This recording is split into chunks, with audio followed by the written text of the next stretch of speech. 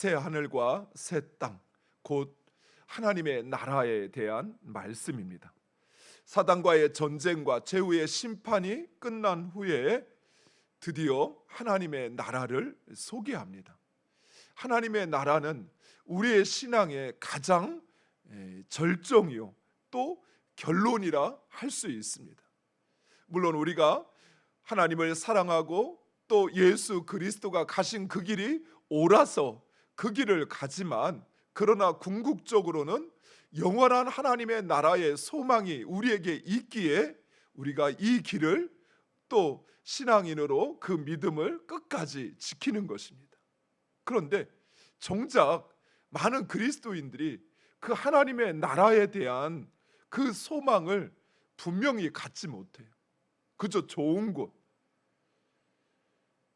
그저 영원히 살고 또는 황금길, 보석집, 이 정도 생각을 합니다.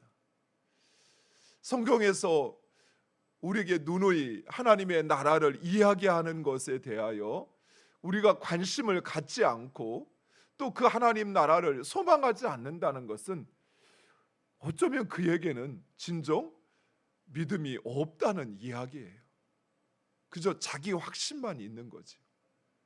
그래서 무엇보다도 하나님의 나라에 대하여 분명히 알고 그것을 확신하고 소망하는 것은 우리에게 너무나도 중요한 일입니다. 오늘 본문은 바로 우리가 소망하는 그 하나님의 나라에 대하여 우리에게 말씀하고 있습니다. 먼저 처음 하늘과 땅, 그리고 바다가 없어지고 새 하늘과 새 땅, 곧 신천 신지가 있다라고 이야기합니다. 어떤 이들은 이 말씀을 문자적으로 해석을 합니다. 그래서 하나님의 나라에는 새 하늘과 새 땅은 있는데 바다는 없다라고 이야기합니다. 만약 바다가 없다면 바다를 좋아하는 사람 또는 해산물을 좋아하는 사람에게는 어쩌면 천국이 실망스러운 곳이 될 수 있을 것이에요. 그러나 이 말씀은 문자적으로 하늘과 바다 또는 땅이 있고 없고의 이야기를 하는 것이 아니라는 것입니다. 먼저 처음 하늘과 처음 땅이 또 바다가 없어진다라는 것은 상징적인 표현입니다. 하늘은 사단이 그 권세를 잡은 곳이요, 땅과 바다는 용의 두 수하인 짐승이 나왔던 곳입니다. 즉 처음 하늘과 땅과 바다가 상징하는 것은 불의와 혼란 그리고 악을 의미하는 것입니다. 그 모든 것이 없어지고 다시 새 하늘과 새 땅이 있다라고 말씀하는 것 역시 단순히 공간적인 의미로 말하는 것이 아니라 하나님의 공의로운 다스림과 모든 불의가 사라진 하나님의 나라를 가리키는 것입니다. 인간 세상의 그 모든 무질서와 그 모든 악이 사라지고 하나님이 다스리는 그 창조의 평화가 그곳에는 있다라는 것입니다. 그래서 하나님의 나라를 예덴의 재창조라고 이야기하기도 합니다. 왜냐하면 하나님께서 예덴을 만드셨을 때 그 예덴은 하나님의 그 창조의 섭리의 다스림을 받고 그리고 그 인간 안에 평화가 온전히 유지되어지는 그런 나라였습니다. 모든 동물이 인간의 다스림을 받고 그리고 인간과 평화를 이룰 뿐만 아니라 남자와 여자가 서로를 내 몸과 내 뼈로 여기는 그런 온전한 공존과 평화가 있는 곳이 바로 하나님의 나라라는 것입니다.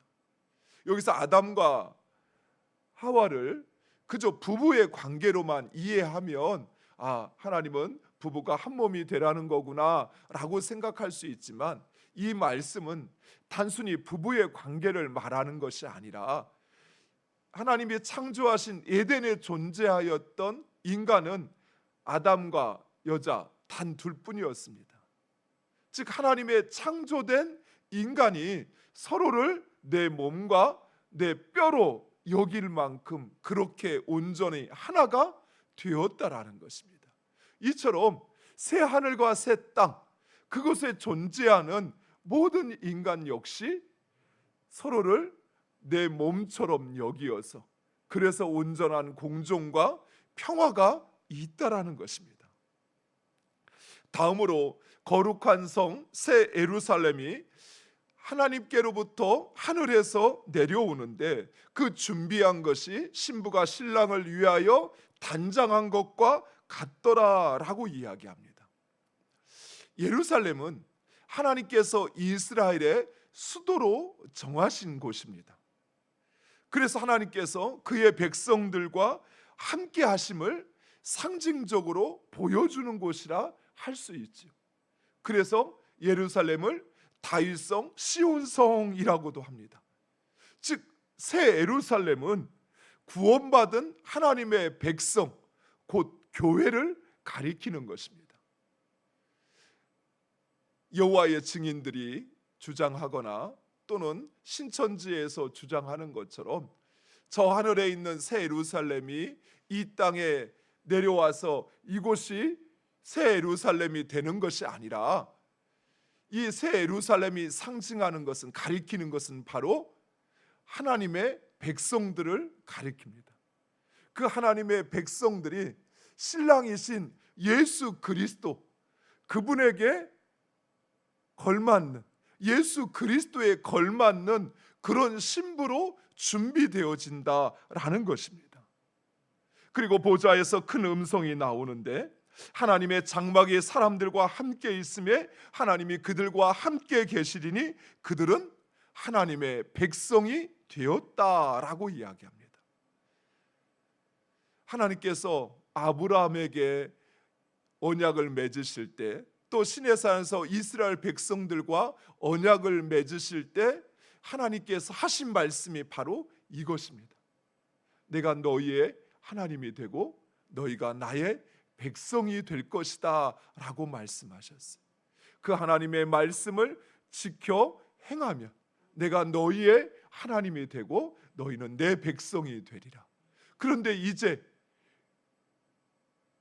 하나님의 백성들이 하나님의 백성으로 인정을 받는 것입니다. 하나님께서 이루시고자 하시는 하나님의 나라, 그 나라는 하나님의 나라, 하나님께서 다스리시고 그리고 하나님과 그 백성이 온전한 관계를 맺는 곳이 바로 하나님의 나라인 것입니다.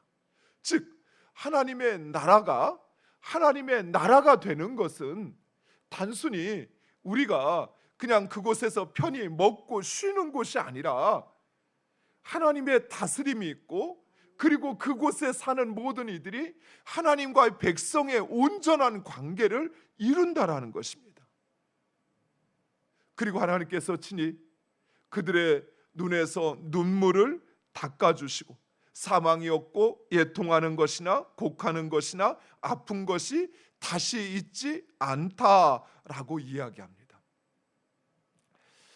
이제 21장 마지막 말씀까지 쭉 읽다 보면 하나님의 나라에 있는 것과 없는 것이 있습니다. 먼저 하나님의 나라에 없는 것이 있습니다. 그것은 처음 하늘과 땅과 바다가 없습니다. 그리고 죽음과 슬픔이 없습니다. 울부짖음이 없고 병과 고통이 없습니다. 그리고 불의와 악, 부정과 우상 숭배자들, 그리고 성전과 해와 달과 밤, 그리고 저주가 없습니다. 이 모든 것은 우리의 평안과 우리의 복락과 우리의 공존을 파괴하는 것들로 하나님의 나라에는 이러한 것들이 없다라는 것입니다. 또한 이것들은 하나님과 우리 사이를 갈라놓는 것들입니다. 그래서 이 모든 것이 없기에 하나님은 언제나 우리와 함께 계신다는 것입니다. 반대로 하나님의 나라에는 있는 것들이 있습니다. 없는 것들이 있다면 있는 것들이 있죠. 그 있는 것들은 새 하늘과 새 땅, 그리고 생명과 기쁨과 환희와 치유와 회복, 의와 선함, 정결함과 진실, 그리고 하나님의 동행함과 축복이 있다는 사실입니다. 그런데 하나님의 나라에 있는 것과 없는 것에 대한 이야기를 하다 보면 우리가 깨닫게 되는 중요한 사실 한 가지가 있습니다. 사람들은 일반적으로 하나님의 나라라고 이야기하면 여러분 가장 먼저 생각되는 게 뭡니까? 황금길, 보석으로 만든 지어진 집, 그리고 수정과 같은 호수, 이런 공간적이고 장소적인 것을 우리는 먼저 생각합니다. 그런데 21장에 묘사된 하나님의 나라는 그런 장소적인 것이 아니라 하나님의 백성 그 자체라는 사실이에요. 하나님의 백성에 대한 것을 말하고 있다는 것입니다. 남편을 위하여 단장한 것과 같은 새 예루살렘, 곧 하나님의 백성의 모습이요 하나님의 백성의 상태를 말하고 있다는 사실입니다. 물론 하나님의 나라는 장소적인 측면도 있습니다. 이후의 말씀을 보면 새 예루살렘은 벽옥과 같은 벽옥으로 성곽을 만들었고 성은 정금으로 만들어져 있다고 이야기합니다. 무엇보다도 어린 양의 보좌로부터 흘러나오는 이 물로 인하여 생명나무가 자라는데 계절마다 12개의 과일을 맺는다라고 말하고 있습니다. 그러나 사랑하는 성도 여러분, 아무리 좋은 곳이라 할지라도 그곳에 사는 사람이 온전하지 않다고 한다면 그것은 금방 지옥이 되어버리고 말 것입니다. 그렇죠. 가정도 그러죠. 가정마다 보면 모난 돌이 꼭 한둘은 있습니다. 이렇게 보면 그런 것 같아요. 저희도 오남매인데 오남매에 조금 특별한 사람은 있어요. 어느 곳이든 어느 집단이든 교회도 마찬가지죠. 그런데 그 모난 한두 사람으로 인해서 그 모임이 하나됨이 깨어지기도 하고 모임의 구성원들이 때로는 어려움과 고통을 당하기도 하고 때로는 그 모임의 평화가 깨지기도 하고 관계가 소원해지기도 하는 이런 일들이 있습니다. 한 사람, 그 한 사람의 이기적인 말과 행동과 다른 사람에게 상처를 주는 그런 것들로 인해서 그 모임이 하나 되지 못하고 온전하지 못하고 깨어지는 이런 일들이 있는 것입니다. 이처럼 하나님의 나라도 마찬가지. 아무리 좋은 진수성찬이 있고 아무리 좋은 환경이 있다 할지라도 내 마음이 평안하지 않으면, 내 마음이 상처를 받고 내 마음에 아픔과 울부짖음이 있고 내가 누군가에게 속임을 당하고 이용을 당하고 이런 일들이 있다고 한다면 그것은 결코 하나님의 나라가 될 수가 없는 것이지. 그렇습니다. 반대로 좀 불편해도 조금 못 먹더라도 좀 많은 거 누리지 못하더라도 그래도 내 마음이 편하면 그것이 하나님의 나라가 되는 것이죠. 사랑하는 성도 여러분, 우리가 하나님의 나라를 생각할 때 우리는 그냥 나는 가만히 있고 그 하나님의 나라가 내 앞에 쫙 펼쳐지기를 원하고 있습니다. 그런데 하나님의 나라는 단순히 그런 환경이 펼쳐진다고 해서 내가 누릴 수 있는 것이 아니에요. 아무리 좋은 것도 아무리 좋은 시설도 내가 그곳에 매일 있게 되면 나는 그것을 누리는 사람이 아니라 오히려 그것을 지키는 사람이 되죠. 여러분, 놀이공원에 항상 있는 사람들이 누군지 아세요? 놀러 가는 사람들이 아니에요. 거기서 일하는 사람들이지. 그렇죠? 네. 워터파크에 항상 있는 사람들은 거기서 일하는 사람들이지 거기서 쉬러 가는 사람들이 아니에요. 사랑하는 성도 여러분, 하나님의 나라는 먼저 우리가 하나님의 백성이 되어지는 것입니다. 물론 오늘 말씀에 보니까 처음과 나중 되시는 하나님께서 생명의 샘물을 목마른 자 누구에게나 값없이 주신다라고 이야기합니다. 그렇습니다. 영원한 생명을 값없이 우리에게 주시는 것입니다. 그런데 모든 사람이 그 샘물을 마시는 것은 아니라는 것이에요. 하나님께서 은혜로 하나님의 나라를 우리에게 주시는데 모든 사람이 그것을 마시는 것이 아니라 오늘 말씀해 보니까 오직 이기는 자, 곧 그 믿음으로 끝까지 순종하고 헌신하는 자만이 그 나라를 상속받는다라고 말씀하고 있습니다. 그렇습니다. 사랑하는 성도 여러분, 믿음에는 두 가지 측면이 있습니다.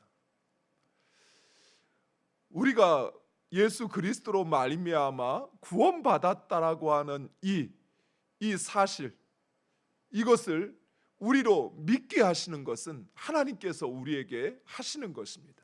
그리고 이것은 값없이 주어지는 것이에요. 내가 믿고 싶다고 해서 믿고 싶지 않다고 해서 믿지 않을 수 있는 것이 아니죠. 하나님께서 사랑함으로 선택된 자들에게 주시는 선물입니다. 그런데 믿음의 또 하나의 측면이 있어요. 그것은 그 믿음을 내가 인정하고 그 믿음을 지켜가는 것, 그것은 또한 우리가 해야 할 부분이라는 거예요. 마치 하나님께서 값없이 생명의 샘물을 주십니다. 그것은 어떤 대가가 우리에게 요구되지 않아요. 어떤 조건을 우리에게 따지지 않아요. 그러나 그 생명의 샘물을 마시는 자는 오직 이기는 자만이 마실 수 있다는 것이.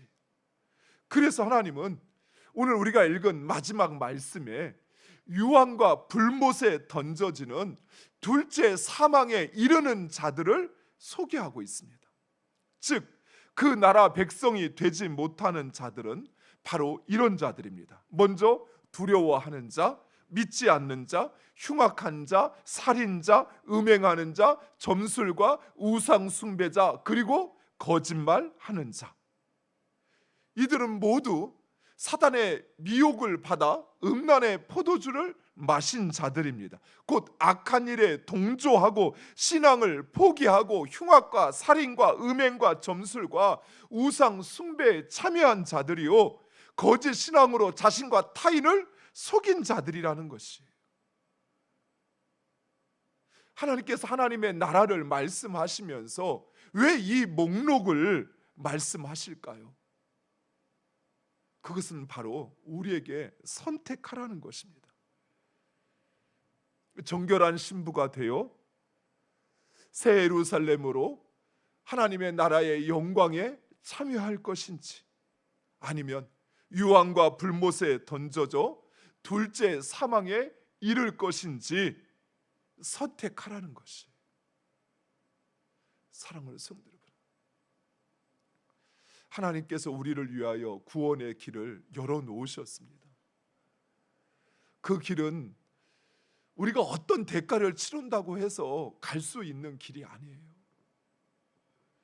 우리에게 열려져 있을 수 있는 문이 아니라는 것이에요.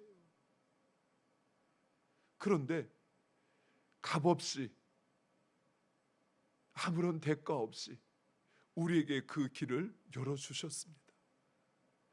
이제 그 길을 가는 책임은 우리에게 있어요.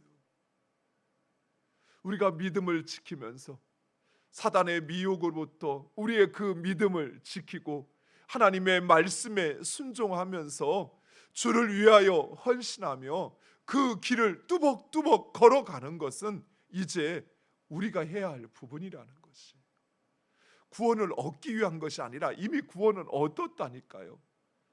구원은 얻었지만 이제 그 길을 가는 것이 우리에게 남아있다는 사실이에요. 내가 그냥 가만히 있으면 그냥 하나님의 나라가 뚝 떨어지는 것이 아니라 우리가 그 길을 걸어서 주님의 나라로 들어가야 한다는 것이, 사랑하는 성도 여러분, 그 믿음을 가지고 그 길을 가는 여러분 되시기를 간절히 축원드립니다. 물론 주님은 우리를 포기하지 않으실 거예요.